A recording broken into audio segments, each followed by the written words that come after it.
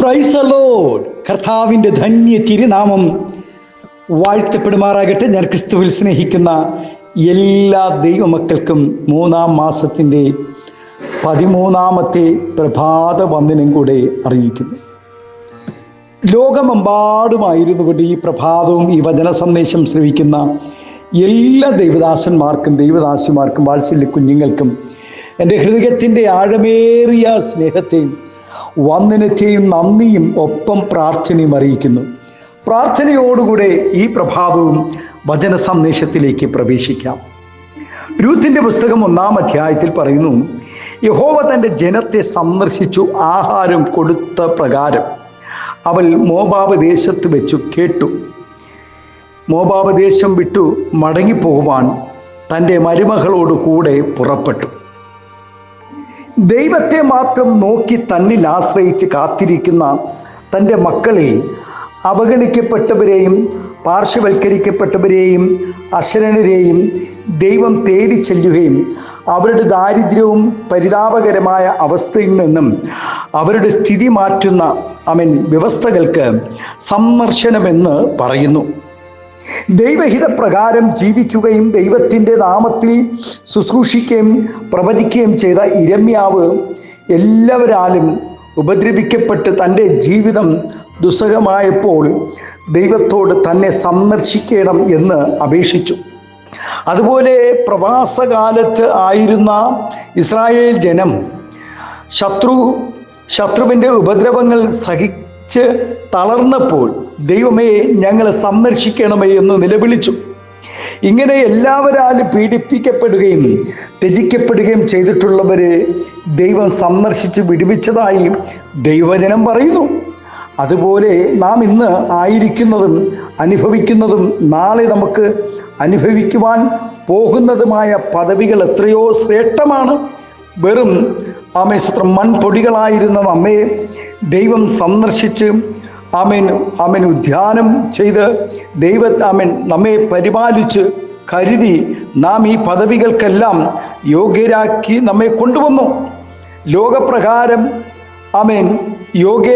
അയോഗ്യരായിരുന്ന നമ്മെ യോഗ്യരാക്കി തീർത്ത ദൈവത്തിൻ്റെ കരുതൽ അതൊരു സന്ദർശനം തന്നെയാണ്. ആമേൻ, ഹല്ലേലൂയ. തൻ്റെ അളവറ്റ കരുണയാൽ ദൈവം നമ്മെ സന്ദർശിച്ച് ഉയർത്തിയത് കൊണ്ടുവന്ന തൻ്റെ വഴികൾ എത്ര അതിശയകരമാണ്. ഒരു വ്യക്തിയോ സമൂഹത്തെയോ ദൈവം ആഗ്രഹിക്കുന്ന നിലയിൽ എത്തിക്കുന്നതിന് വേണ്ടി ദൈവം അവരെ പരിശോധനയിൽ കൂടെ കടത്തിവിടും. ഇപ്രകാരമുള്ള പരിശോധനകളെയും സന്ദർശനമെന്ന് വേദപുസ്തക ഭാഷയിൽ പറയുന്നു.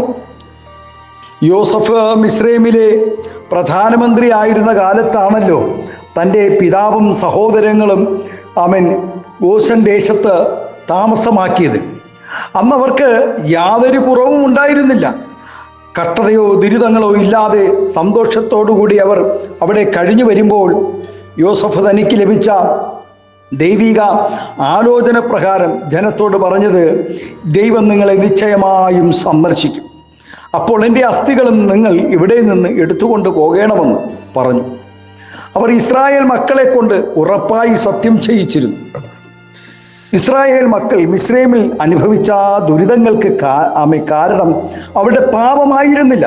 പിന്നെയോ ദൈവത്തിന് ആ ജനത്തെ തൻ്റെ ഹിതപ്രകാരം രൂപപ്പെടുത്തി എടുക്കേണ്ടതിന് ദൈവം അനുവദിച്ച സന്ദർശനങ്ങളായിരുന്നു. വരും കാലങ്ങളിൽ ആ ജനം ഒറ്റക്കെട്ടായി നിലനിൽക്കണമെന്നും ആ ജനം തങ്ങളുടെ പിതാക്കന്മാരുടെ ദൈവത്തെ അനുഭവിച്ചറിഞ്ഞ് അവരോട് വാഗ്ദത്തം ചെയ്ത നന്മകൾ പ്രാപിക്കേണ്ടതിനും ദൈവത്തിൻ്റെ ശക്തിയും മനുഷ്യവർഗത്തോടുള്ള ദൈവത്തിൻ്റെ കാര്യപരിപാടികൾ അവരിൽ കൂടെ വെളിപ്പെടുത്തേണ്ടതിനും അവരെ സന്ദർശനത്തിൽ കൂടെ കടത്തിവിട്ടേ മതിയാകൂ എന്ന് ദൈവം അറിഞ്ഞിരുന്നു. എന്നാൽ അവരുടെ സന്ദർശന കാലത്തെ വേദനയും യാതനയും കഠിനമായിരുന്നു. ഇസ്രായേൽ മക്കൾ അടിമവേല നിമിത്തം നെടുവീർപ്പിട്ട് നിലവിളിച്ചു. ഇങ്ങനെയുള്ള അനവധി ശോധനകളിൽ കൂടെ അവർ കടന്നുപോയി. എന്നാൽ അതിൻ്റെ പരിസമാപ്തിയിൽ ദൈവം അവരെ വിടുവിച്ച് പാലും തേനും ഒഴുകുന്ന നാട്ടിലെത്തിച്ചു അവരെ അനുഗ്രഹിച്ചു. അപ്പത്തിൻ്റെ ദേശമായ ബെത്ലഹേമിൽ നിന്നും മോവാബ് ദേശത്തിൽ കുടിയേറി പാർത്ത നവോമിയുടെ 10 വർഷത്തെ മോവാബ് ജീവിതം അവളെ വല്ലാതെ ദുരിതപൂർണമാക്കിയിരുന്നു. തൻ്റെ ഭർത്താവിൻ്റെ വേർപാട്, തൻ്റെ 2 മക്കളുടെ വേർപാട് എല്ലാം കൊണ്ടും നവോമിയുടെ ജീവിതം കയ്പിൻ്റെ അനുഭവമായി തീർന്നു. എങ്കിലും തൻ്റെ ദേശത്ത് ദൈവത്തിൻ്റെ സന്ദർശനം എപ്പോൾ വരുമെന്ന് പ്രതീക്ഷയോടെ കാത്തിരുന്നു. കാലങ്ങൾ കാത്തിരുന്ന നവോമിക്ക് ഒരു കാര്യം മനസ്സിലായി: യഹോവ തൻ്റെ ജനത്തെ സന്ദർശിച്ചു എന്ന്. പ്രിയ ദൈവവേദിയിലെ, ഇന്ന് പകൽ പ്രതികൂലം നിറഞ്ഞ ഒരു അനുഭവത്തിൽ കൂടെ ആയിരിക്കാം നീ കടന്നു പോകുന്നത്. എന്നാൽ ഈ 13-ാമത്തെ പ്രഭാതത്തിൽ ആത്മാവ് പ്രവചിച്ചു പറയുന്നു, നിന്റെ ജീവിതത്തിലും ഈ 3-ാം മാസം ദൈവത്തിൻ്റെ സന്ദർശനമുണ്ടാകും. ദൈവം സന്ദർശിക്കുമ്പോൾ നിന്റെ സ്ഥിതിക്ക് ഭേദം വരും, രോഗസൗഖ്യം വരും. സാമ്പത്തിക ഞെരുക്കങ്ങളിൽ നിന്നും ദൈവം ഒരു വിശാലത ഒരുക്കും. ഏത് മാനസിക നിരാശകളും ശാരീരികമായ ക്ഷീണങ്ങളിൽ നിന്നും ദൈവം നിന്നെ സൗഖ്യമാക്കും, ദൈവം അനുഗ്രഹിക്കും. തലമുറകളെ ഓർത്ത് കരയുന്ന മാതാവേ, പിതാവേ, ദൈവം തലമുറകളുടെ ഭാവികൾക്കായി കരുതുന്ന ഒരു മാസമായിരിക്കും ഈ സന്ദർശന ദിവസം. ആ പട്ടികയിൽ നമ്മെയും ചേർക്കുവാൻ, നമ്മുടെ ഭവനത്തെയും ചേർക്കുവാൻ, നമ്മുടെ ജീവിതത്തെ ചേർക്കുവാൻ ഒരു ദൈവിക സന്ദർശനം നമ്മുടെ ജീവിതത്തിൽ ഉണ്ടാകേണ്ടതിനായി നാറ്റം വെച്ച ലാസറിൻ്റെ കല്ലറയിൽ ദൈവിക സന്ദർശനം വെളിപ്പെട്ടെങ്കിൽ, കാനായിലെ കല്യാണ വീട് ദുഃഖ വീടായി തീരുന്നതിന് മുമ്പ് ദൈവത്തിൻ്റെ സന്ദർശനം വെളിപ്പെട്ടെങ്കിൽ, ഇന്ന് പകൽ ആരോടൊക്കെയോ പറയുന്നു പരിശുദ്ധാത്മാവ്, നിൻ്റെ ദുഃഖകാലം തീരേണ്ട സന്ദർശന സമയം അടുത്തു. സന്ദർശനകാലം, യേശുവിൻ്റെ യഹോവയുടെ സന്ദർശനകാലം നിന്റെ ജീവിതത്തിൽ അടുക്കുവാൻ സമയമായി. ഈ സന്ദർശന കാലത്ത് ദൈവത്തോട് പറയാമോ: ദൈവമേ, എൻ്റെ ജീവിതത്തിൽ സ്തോത്രം, പ്രതികൂലമായിരുന്ന ദിനങ്ങളെ നീക്കി ഒരു അനുകൂലമായ നാളുകളെ എൻ്റെ ജീവിതത്തിൽ നൽകണമേ എന്ന് പറയാമോ? നമ്മുടെ കണ്ണുകളെ ദൈവസന്നിധിയിലടയ്ക്കാം, നമുക്ക് പ്രാർത്ഥിക്കാം.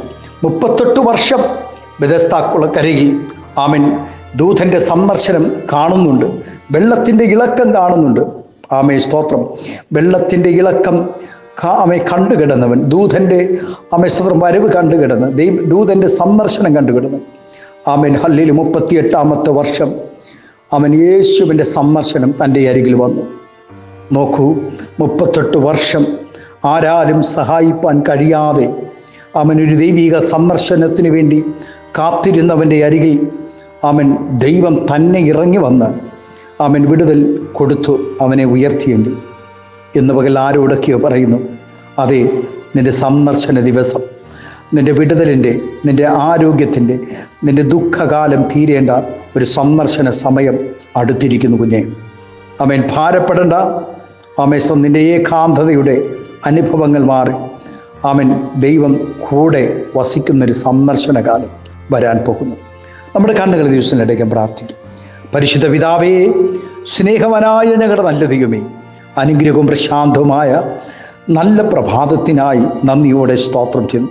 ഒരു ദൈവിക സന്ദർശനത്തിന് വേണ്ടി തൻ്റെ സ്ഥിതി ഒന്ന് മാറിക്കിട്ടുവാൻ, തൻ്റെ രോഗമൊന്ന് സൗഖ്യമായി കിട്ടുവാൻ, കുഞ്ഞുങ്ങളുടെ ഭാവി അനുഗ്രഹിക്കപ്പെടുവാൻ കർത്താവെ പ്രാർത്ഥിക്കുന്ന എത്രയോ പ്രിയപ്പെട്ടവർ, കരയുന്ന പ്രിയപ്പെട്ടവർ, ഏകാന്തതയുടെ അനുഭവങ്ങളിലായിരുന്നു കൊണ്ട്, മാനസികമായ നിരാശകളിലായിരുന്നു, വാർദ്ധക്യ ബലഹീനതയിലായിരുന്നു കൊണ്ട് കർത്താവെ സ്തോത്രം ഭാരപ്പെടുന്ന ഒരു സന്ദർശനത്തിന് വേണ്ടി ആഗ്രഹിക്കുന്ന എത്രയോ പ്രിയപ്പെട്ടവർ, ഇന്ന് പകൽ ഈ സന്ദേശം അവരുടെ ജീവിതത്തിൽ ഒരു അനുഗ്രഹമായി തീർക്കണം.